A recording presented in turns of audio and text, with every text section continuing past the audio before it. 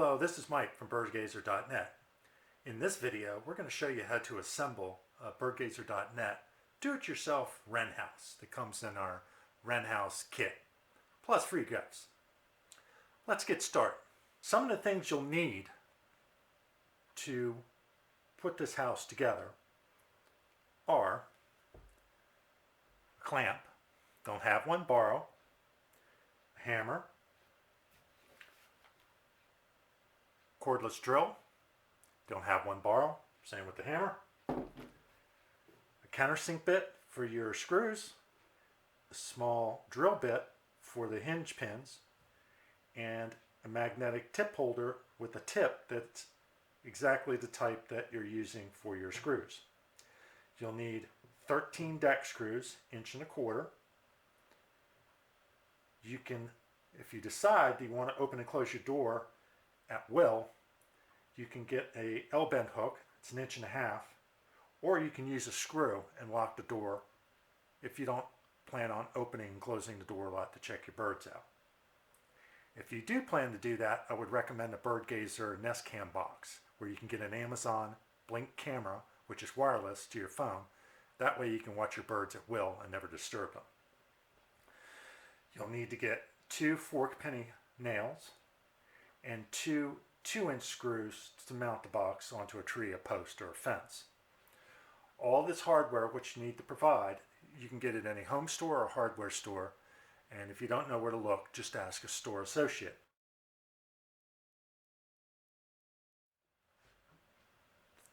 The things provided in your kit are the sides, 2 sides for one box, a back, a door, the roof, a bottom, and you're going to get a scrap piece of wood which is going to be used as a shim or a prop to hold your door in place when you're putting your door in. Once you've done all 4 birdhouses, that can be discarded. So let's get started. Okay, the first thing we're going to do is we're going to put the back and onto the sides. We'll connect the sides to the back. Now you notice there's a tapered edge for drainage. You're going to want to match that with the back's tapered edge. So when the two come together, they equal a even slope. So this is where a clamp can come in handy. Take a handy dandy clamp, get the first one started.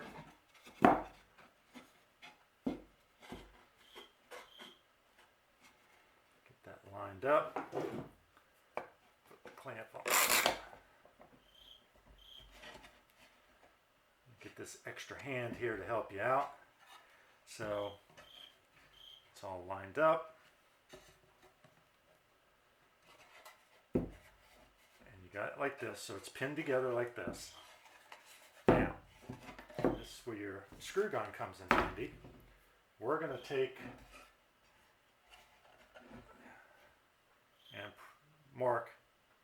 a pencil and mark here and relatively about here, avoiding the vent holes.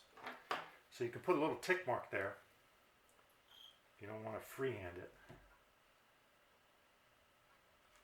And that should be relatively halfway in between the lower piece of wood, which it is. Steady it, line it up.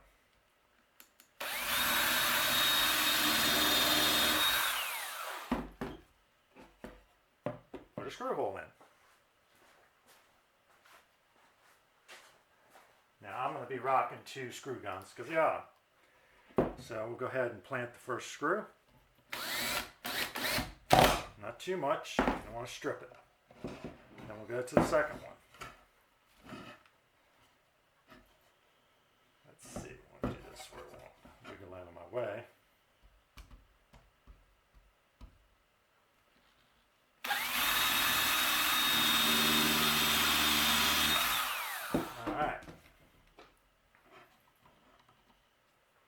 Second screw in. We're good.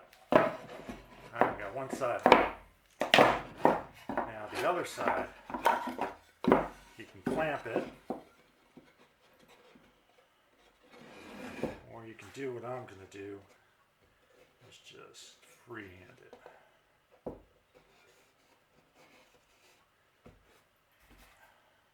Wrong one.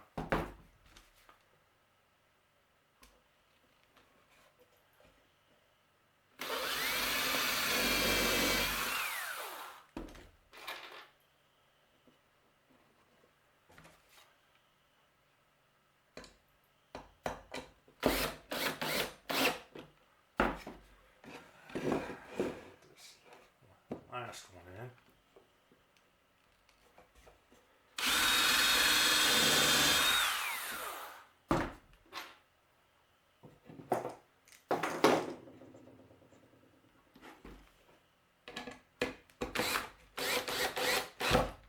All right, so we got the two sides on.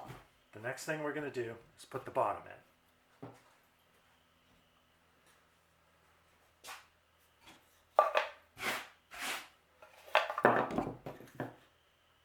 Now for the bottom, we're going to take the cut corners as the drain holes and put them to the back. And you're going to place it in now on the bottom. Now that's a good place too to use a clamp, secure it. Get it lined up, get a little snug, make sure everything's nice and flush. Put a little pressure on there. Let's see, the best way to see this is like right about here. And go ahead, and we'll put it like that. And pilot your screws.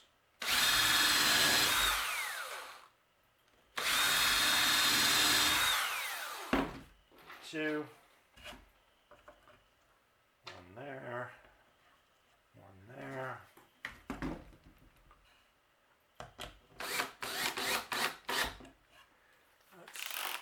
Let's set the choke down a little bit. A little more. Okay, do it on the side here.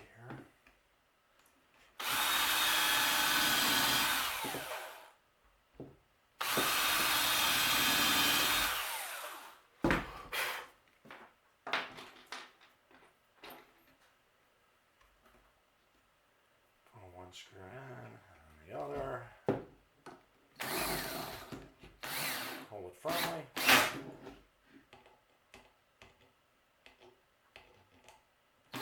Come on.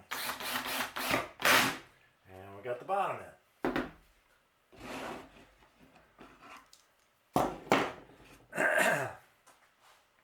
Now, the next thing we're going to do is put the top in. But before we do that, I want to test the door to make sure the door is going to fit just loosely, and it does. The shim I told you about is going to prop up the door when we put the door in so it doesn't fall down, and then when we pilot these holes for the nails, it'll keep it from wiggling out. Or also you need to use a clamp for that. Well, let's not get ahead of ourselves.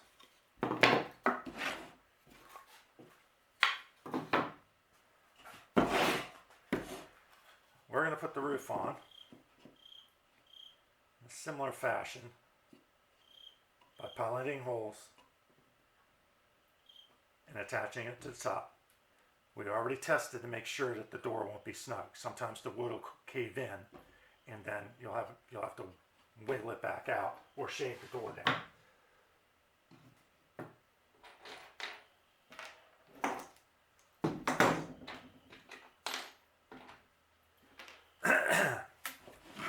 Now you can see from the side, I want to plant my screw kind of in this indentation here and one up top here. That'll keep it spaced apart good, and there's less chance of you splitting the wood.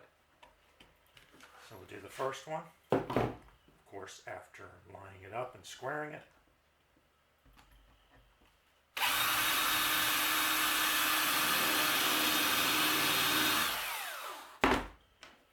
Put your screw in.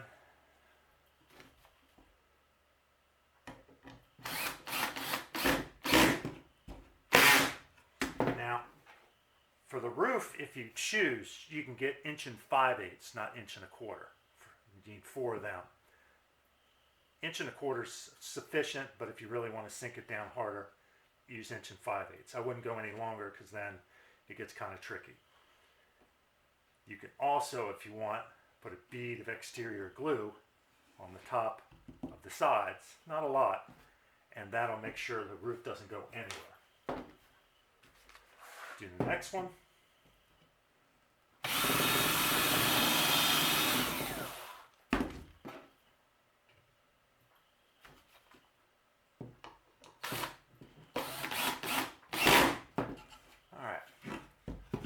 Flip it over. Now for this, just to make sure I'm not going to miss, I'm going to eyeball it to the middle, put a screw there, and put a tick mark. You can also use a ruler and measure it. Make sure you're dead center on the sides.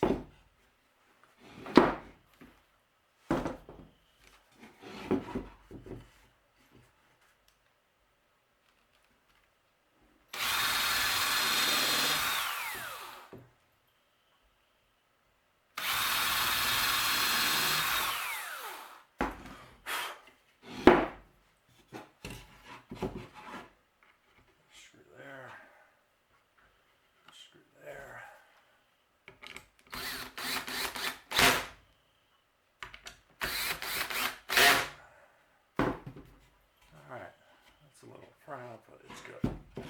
Alright, next thing is the door. This is the tricky part. Remember our shim. You're going to do the length. It's equal to the same distance as the bottom. And you can just kind of put that there. And you're going to want to take your door, place it in a position where you have a gap at the top. It could be about 1/4 inch. Doesn't have to be a lot, but you want additional venting. Then you take your handy dandy clamp and you're going to temporarily squeeze the door so it doesn't go anywhere. It won't hurt the screws or anything. See, the door is snug now. So the next thing we're going to do is switch over the countersink bit to the small drill bit, and we're going to go ahead and place the pins in. Let's give it a shot. You got to be kind of exacting. Now I'm going to eyeball it, but you can also measure down to make sure you're getting dead in.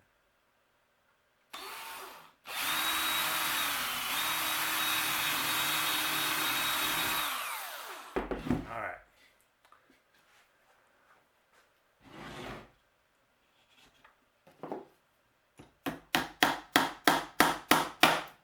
That side set. Let's do the other side.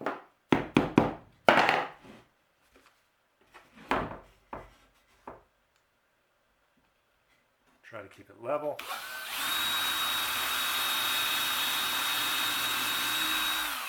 Put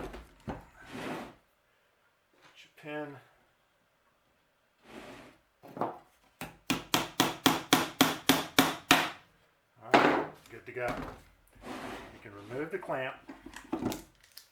Now there's a trick. Just kind of open the door a little bit and your wedge or your shim will fall down. If you don't, it might get pinched going up. You can dispose of this after you've done the other 3 houses. Now, for the door, you can either put a screw here by piloting a hole, or you can use, if you purchase one of these, you can use a door pin or an L-bend hook if you like opening and closing a lot. Some people are into checking out the birdhouse a lot, but if you're going to be doing that, I would recommend getting a bird gazer Amazon Blink camera style house where you can actually just put a camera in the house and you can look anytime you want, but you won't be disturbing the birds. So for the sake of argument, I'm going to say let's go ahead and put the L bend for the door. You can use your same drill bit. Just make sure you don't over drill it. So we're going to drill down about like there. So the trick to these doors are the L bend just has to hold the door shut.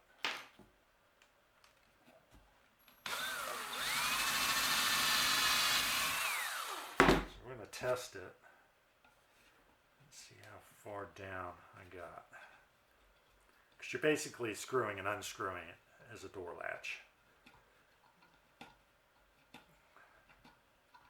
If it gets too much resistance, I'm going to drill down a little bit more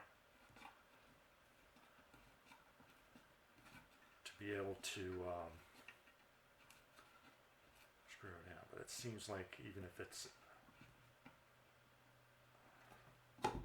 There you go. So, if you're one of those people who likes to pop in all the time, you can use an L bend for a door latch. If you're going to just be using, if you're just going to be looking in to clean once or twice a year, make it more secure by putting a screw in. Now, last thing, we're going to pilot a hole here and pilot a hole here for screws that you'll need to mount it.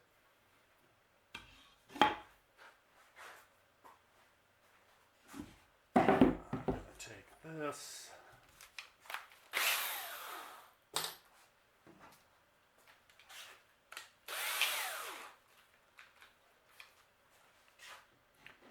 Go ahead and just pick a spot here.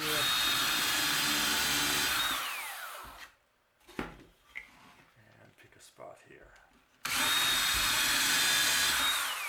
If you paint it or stain it, I would recommend you use a water-based stain or a water-based paint. That way it'll dry quicker and it won't smell as bad. In addition to your Wren houses, you also get a squirrel feeder. And let me show you what this entails. You get a platform area, a support for underneath the platform area, and the back. You also get a corncob screw. I provide that since they're a little more challenging to find out in the hardware stores. What you will need to provide is 2 inch and 5/8 screws and 3 2-inch screws, deck screws. The only tool you'll need is your cordless screw gun that you've either borrowed or have, and a corresponding tip that goes in your magnetic holder for the Phillips heads that all of these screws are. This is a very easy project to do. It would be great for a small kid under adult supervision to put together. There's not a lot to it, but you'll find a lot of enjoyment when you watch squirrels feeding off of it. Let's get started. First thing that's going to happen is we're going to put the platform onto the back. Everything's already been pre-drilled for you. Very easy stuff. The countersink is going to go to the bottom for that screw. You merely place it into the slot. It should fit nice and snugly. If it's a little tight, you might have to do a tiny bit of sanding. Get in position. Get a 2-inch screw. And make sure you securely hold it. And easy peasy, you're in. Now, the support is going to go underneath it. This is where your 2 inch and 5/8 screws are going to come in. I'm going to go ahead and put the first one in.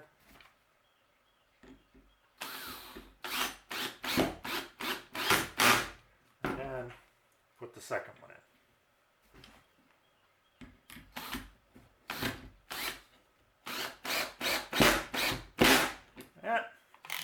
Choke it up a little bit. You're good. Make sure we didn't go through. It shouldn't.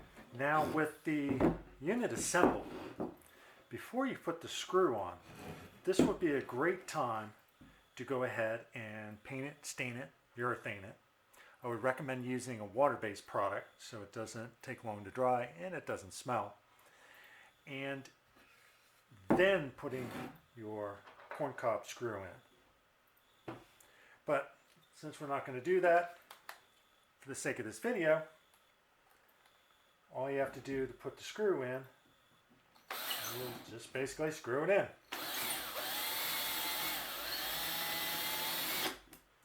And you're set.